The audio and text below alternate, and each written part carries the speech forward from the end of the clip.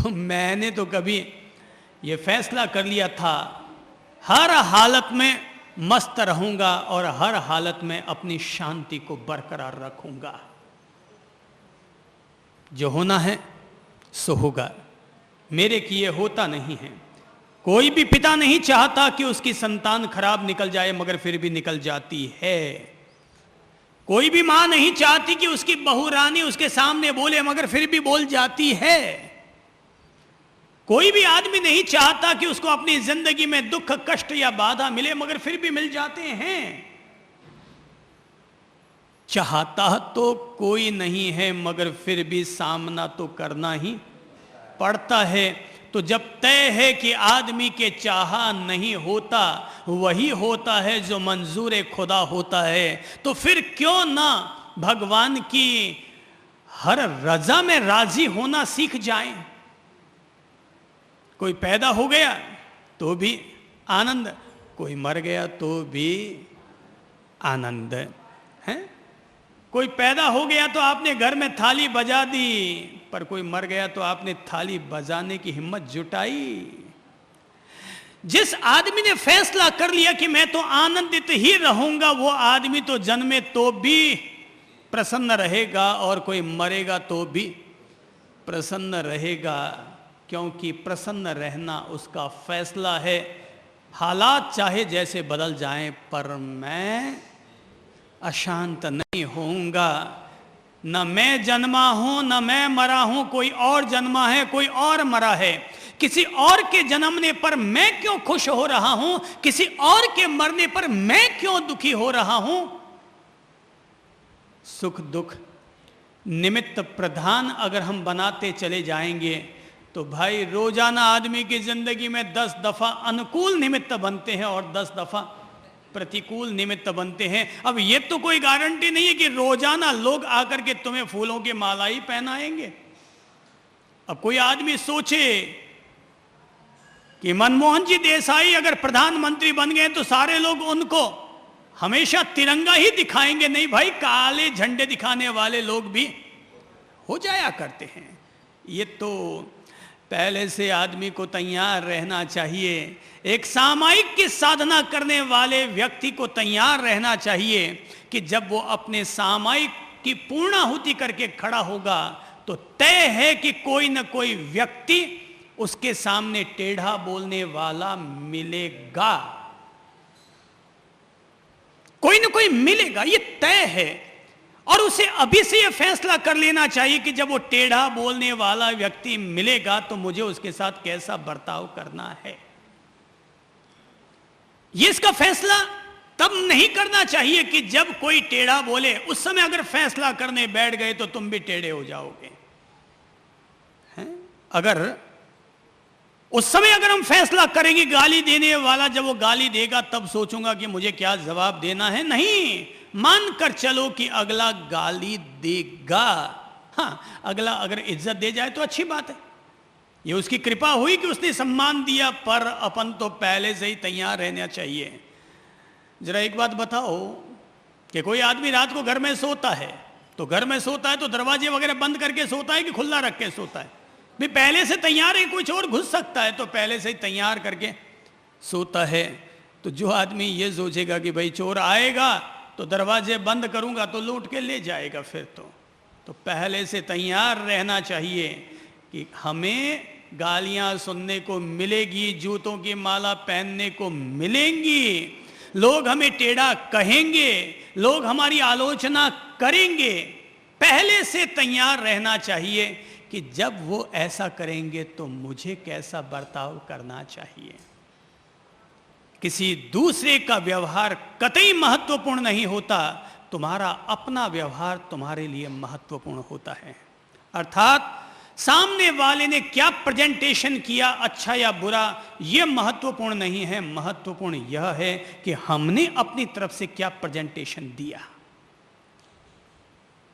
कोई हमारे घर पर मेहमान आया, उस मेहमान ने जाते समय हमें 51 रुपये दिए या नहीं दिए, ये महत्वपूर्ण नहीं है। महत्वपूर्ण ये है कि कोई मेहमान हमारे घर आया तो हमने उसका आतिथ्य सत्कार किया या नहीं किया। दुनिया में किसी दूसरे का कोई मूल्य नहीं होता, याद रखना। जिंदगी में किसी दूसरे का कोई मूल्य नहीं होता, सारा मूल्य तुम्हारा अपना है। तुम हो तो माँ बाप का मूल्य है, तुम हो तो पत्नी का मूल्य है, तुम हो तो इस जमीन जायदाद का मूल्य है। तुम ही नहीं तो किसका मूल्य? मूल्य होगा किसका? अपन ही नहीं रहेंगे तो किसका मूल्य रहेगा? अपना राम नाम सत हो गया तो पीछे क्या हो रहा है? पीछे कुछ नहीं, अब हुए तो हुए, लड़ने वाले लड़े, मरने वाले मरे, अपन तो गए। शांति का मूल्य है।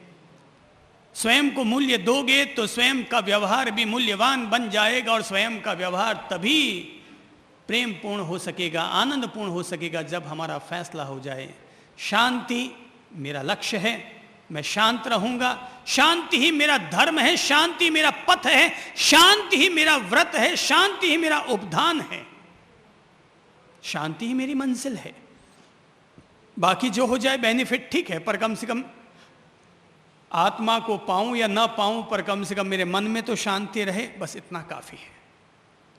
बाकी जो सुख मिल जाए ठीक है, बाकी जो आनंद मिल जाए ठीक है, सब एक्स्ट्रा बेनिफिट है, पर कम से कम शांति वाला लाभ तो जरूर अर्जित कर लेना चाहिए। शांति में बड़ी शाही शान हुआ करती है। शांत आदमी हमेशा अच्छा लगेगा, और गुस्सैल आदमी हमेशा बुरा लगेगा। वो गुस्सैल आदमी भले ही लगता हो कि मैंने इसको डांट दिया और डांटने से वो काम सुधर गया, भाई डांटने से काम अच्छा तो हो सकता है, पर प्यार से, मुस्कान से अगर काम करवाया जाए तो वो काम और ज्यादा बेहतर हो सकता है, उसकी तादाद और ज्यादा अच्छी हो सकती है। हो हल्ले से काम बिगड़ता है, प्यार मोहब्बत से काम सुधरता है। और अगर बिगड़ना ही है तो कितने भी आका कर लो, बिगड़ने वाला बिगड़ेगा। छोरा छोरी बेटा बहू कब तक संभाल कर रख लोगे? आखिर तो बिगड़ने वाला बिगड़ेगा। तो जीवन की बुनियादी समझ आदमी को मिल जानी चाहिए, और वो है, मेरे लक्ष्यों में एक लक्ष्य है, और वो है शांति, कि मैं शांति को प्राप्त करके रहूंगा, शांत रहूंगा। जो आदमी जिस मार्ग पर चलना चाहता है उसको वैसे साधन भी तो बटोरने पड़ेंगे ना। सोच लिया हाँ मैं शांत रहूंगा, पर उसके साधन ना बटोरे तो क्या होगा? फिर कल वापस अपन वही नील बट्टे नील के नील रह जाएंगे। आज सोच लिया हाँ सुना नहीं, अब मैं भी शांत रहूंगा।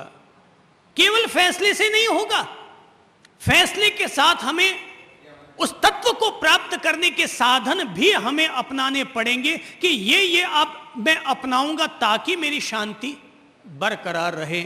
और उसी के लिए मैंने कहा मैं 3 पायदान दूंगा, 3 पायदानों की चर्चा करूंगा जिनसे कि मुझे मेरी शांति उपलब्ध हुई थी। उनमें से पहला पायदान, पहली सीढ़ी, पहला सोपान है, और वो है